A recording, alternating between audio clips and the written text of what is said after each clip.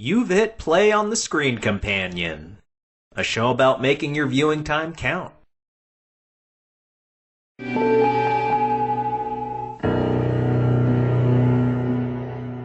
Joining me is Andrew. Marathon Man, give us a little summary, please. Marathon Man is a film about a grad student who gets involved in a diamond smuggling plot. Now, thrillers can sometimes rely too much on the sequence of events to maintain its drama. In this movie, do the characters feel distinct, or do they feel like they're just there to crew the narrative? I think with this one, it's kind of a tough one because Dustin Hoffman, playing the main character, he's just a grad student, and he doesn't know that his older brother, played by Roy Scheider, is a government agent. He didn't even know that until after his brother is killed. Doc lived in Washington. What's Washington the center of? Government. Correct. And all the branches are competitive. The truth is, they're all paranoid schmucks. Now, when the gap gets too large between what the FBI can handle effectively and what the CIA doesn't want to deal with, that's where we come in. Who's we? The division. Are you telling me that my brother worked with you? Yes. You're full of shit. What do you do exactly? We provide. Provide what? Anything. Doc obviously was desperate to get here at the end. Do you remember anything he might have said? He said my name a couple times. Whoever killed him will probably want to speak to you. I don't know anything. Well, they can't be sure until they talk with you, can they? And if you don't mind, I'd like to use you as possible bait. He's just kind of there the whole time. It's like the audience is in the movie for some reason, because he doesn't know anything, but everyone assumes he does. His backstory of his father committing suicide because of the McCarthy hearings, because his father was accused of being a commie and stuff. He's writing his grad paper on tyranny, focusing heavy on McCarthyism. He has the makings of an interesting character. Largely, though, he's being dragged around by all the other characters who are just, hey, buddy, what do you know? I'm gonna torture you now to find out. Hoffman's character, Babe, does he have an arc? He does, in the sense where, really, I think the only growth he truly has is he gets rid of his father's gun. I kind of felt that way for a split second, but then immediately I thought, well, he did just use it to kill a few people, so maybe it's just him getting rid of the gun for that. That's true. I hope he didn't leave the serial number on that. He did say he had a license for it earlier in the movie. It was fully licensed, and if it's licensed, he wouldn't scratch off the serial number. I remembered this movie taking place in New York. I remember it being not necessarily sleazy, but some back alley stuff, lots of thrills and double dealings. It shows the grime of the city. If we look at it from the dirtiness of how the city was then, there are shots where Babe's running through New York. It just doesn't look good. He has neighborhood hooligans that harass him when he comes back from his running, that he hires to break into his own apartment later for reasons. There's not really a whole lot of sleaze with the characters. It's just the background of the city. And even then, they do have certain shots that just look really nice. I would argue with you there, actually. Some of the characters definitely are sleazy, but I wouldn't say that they feel specific to the city, to New York City. The hooligans are as far as I would go. How many times have you seen this movie? This is my second time seeing this movie. How difficult do you think the plot is to follow? I don't feel like it's really difficult to follow until you get to a certain point in the middle where there's a double cross. Just because a lot of information's thrown at you all at once. For the most part, you know what's going on. There's a ex-Nazi trying to get some diamonds, and people trying to make it happen or prevent it, and Dustin Hoffman just gets caught in the middle. He's finding everything out with you as an audience. It gets difficult to follow just because there's one scene in particular where a lot is thrown at you just in fast dialogue. That would, I think, be the hard thing to follow. Did you have any trouble hearing the dialogue? Yes, I did. Unfortunately, it's one of those 70 movies where the dialogue can be very, very quiet, and then the sound effects are really loud. So if you turn it up to hear the dialogue, the next thing you know, you might have your ears blown off because there's a really loud car, and it could just be any type of sound effect or music. So I will admit, I don't like to watch things with subtitles. I turned on subtitles for this movie just so I could read some of the dialogue because I just couldn't hear it. A part of me is glad to hear you say that because I was struggling with some of the dialogue, and unfortunately, I didn't have the option to turn on subtitles. I totally would have. But then, when you say you had trouble with it too, and I think, oh, maybe I'm not just getting old and losing my hearing, but then I realize you and I are pretty close in age. Yeah. So maybe we're both having trouble? No. It's a quiet movie because they whisper a lot of stuff. There's a lot of low talking. Yes, those damn whispers. The Screen Companion is available on multiple platforms, including Podbean, Amazon Music Podcasts, Spotify, YouTube, and Rumble. Tell us your review, vote for what we should cover next, or let certain guests know they're your favorite via thescreencompanion@gmail.com or by posting on the Screen Companion group on Facebook. Thanks to everyone in the States and abroad for listening. Further support the host by purchasing his novel, Traversal, The Weight of Worlds, available in both digital and print formats on Amazon.com. The 5th season of The Screen Companion begins September 1st, 2024. Now back to the show. How well do you feel the Nazi angle is used in this? Do you think it could have been another radical group without fundamentally changing the story? I think Nazi was a perfect way to go. This came out in 76, so the Holocaust was like 30-something years ago. Him being a Nazi, one of the Nazis that got away, but also a Nazi who saw the writing on the wall and got the rich Jews out just so he could exploit them. New York City, they have a large Jewish population. There's a scene where you see a guy looks at him and he's like, oh, I kind of look familiar. And then the doctor looks down at his wrist and he has an Auschwitz tattoo with the numbers. And back then, there still would have been a number of Holocaust survivors that would have just been living in the U.S. Him living in Uruguay, I will always think it's funny when people from South America have German last names. Nazis are always great bad guys, but I can't think of another really extreme group that would make that kind of an impact.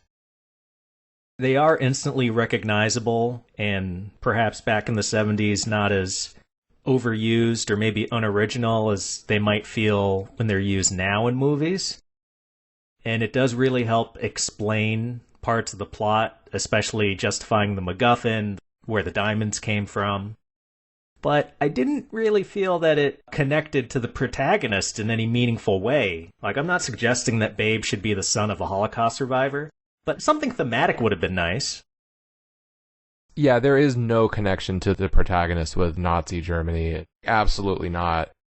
I think the only way you can make it connect is instead of a Nazi, you have him someone who escaped Russia when Stalin was in power. But you'd have to make it a communist connection to tie that to the McCarthy hearings, which caused his father to kill himself. So, with the story we have, there's already something that they could have expounded on, which is this graduate student who loves history meeting a war criminal from the most important conflict of the century. Zell even points it out in one scene.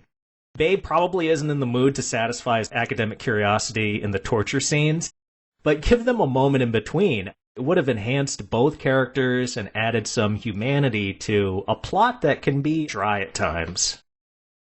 You are absolutely right. How often do you get a chance to talk with a Nazi dentist, So for you, what was the most suspenseful or thrilling scene? Of course, it's Is It Safe? Not the first one, but the second one. It's that scene just that you briefly mentioned just now where Babe's in the chair and Zell is just talking to him about, oh, you're a graduate student, and da-da-da-da-da, and he's just having this really, honestly, very pleasant attempt at conversation, but you see him pull out a plug and he puts it into the wall, and this briefcase is open.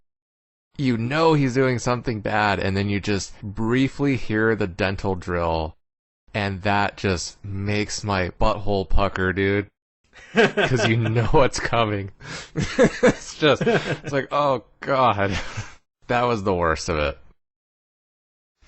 Is it safe? Yes, it's safe. It's very safe. So safe you wouldn't believe it. Is it safe? No, it's not safe. It's very dangerous. Be careful.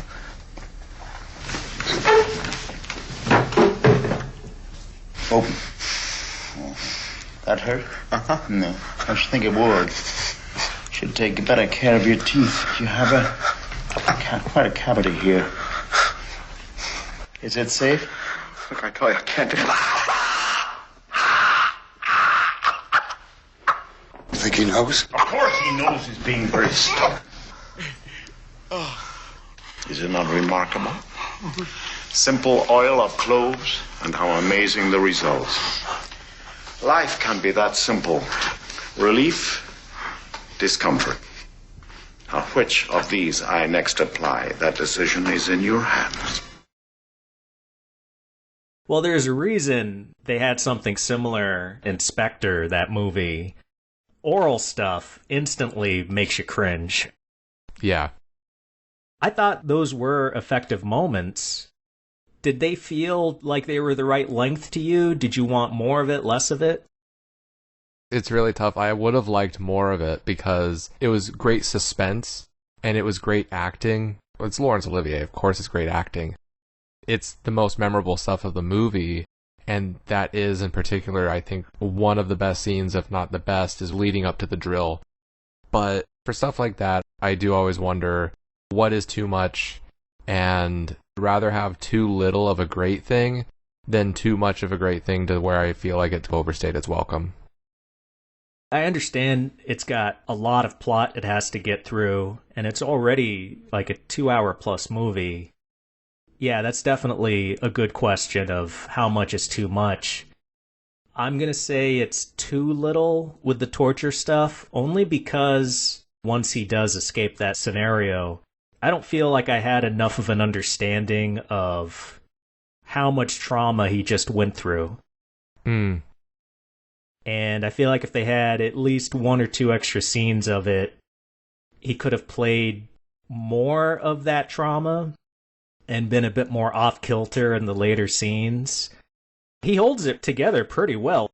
He does. I kind of just always attributed that to it's fight or flight. You got to get out of there, have to compartmentalize and go. When he's kidnapped to the very end, it's what, the span of a couple days maybe? I've always read that as he escapes, he goes back to his apartment, he calls his lady. That's like the next 12 hours to me.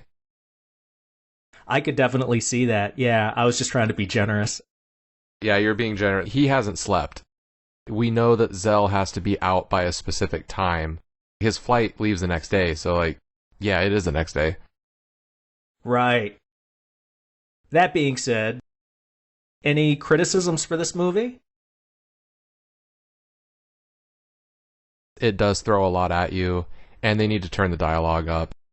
It is a movie that, unless you're willing to watch it with like really, really loud sound effects, it probably would suit subtitles.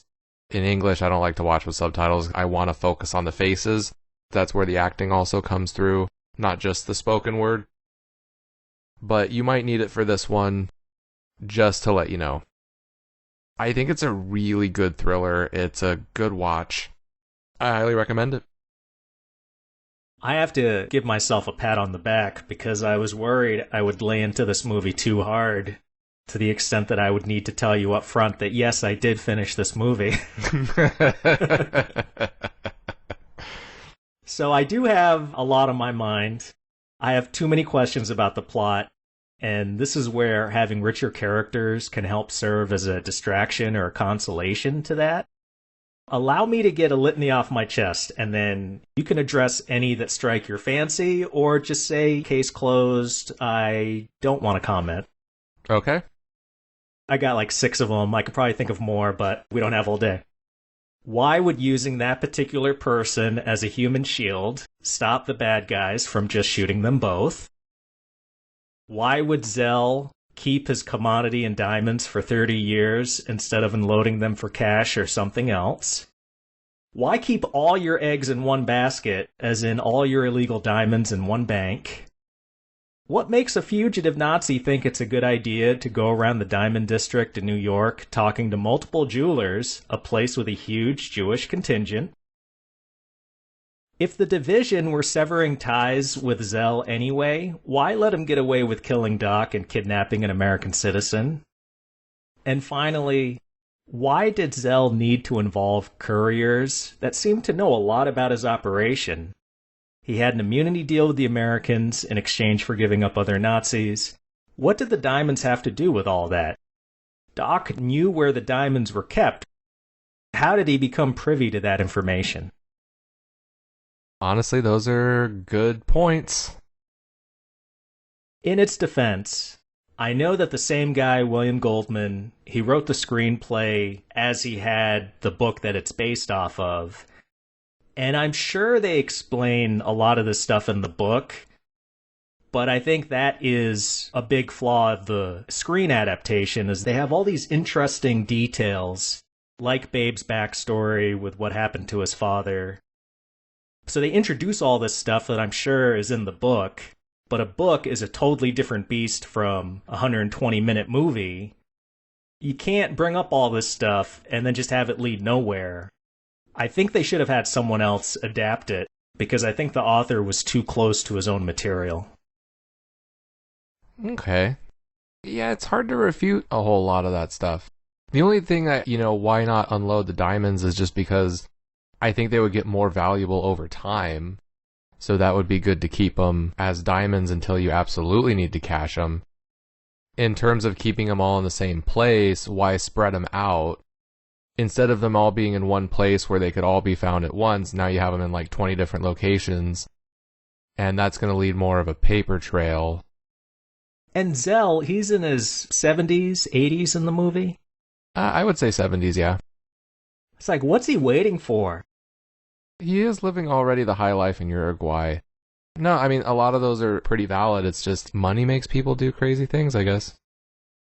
I need to mention something about Marathon Man that was having me pulling my hair out.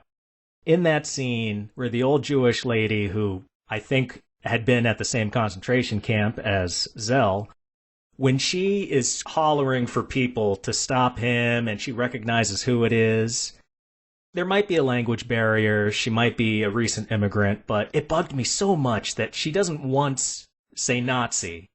All these people are looking at her trying to figure out, old lady, why are you wigging out?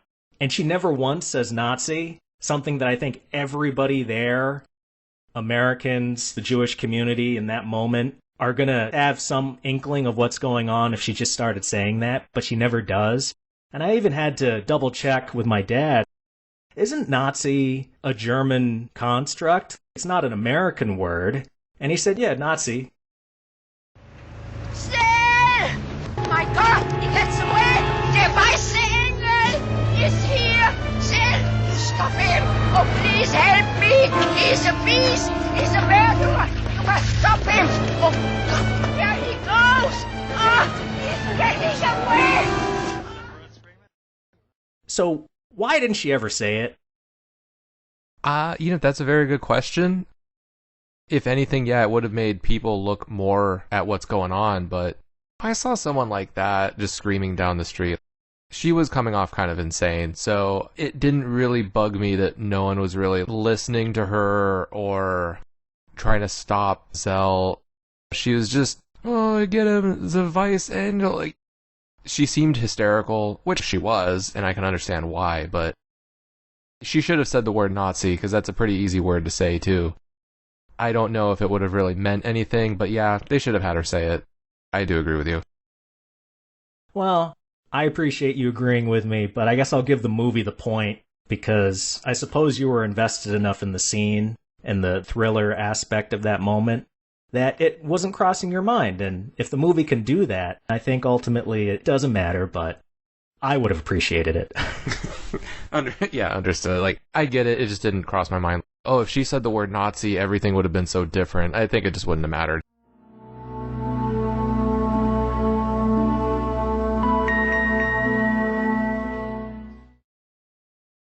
You've reached the end of this episode of The Screen Companion. Thank you for listening.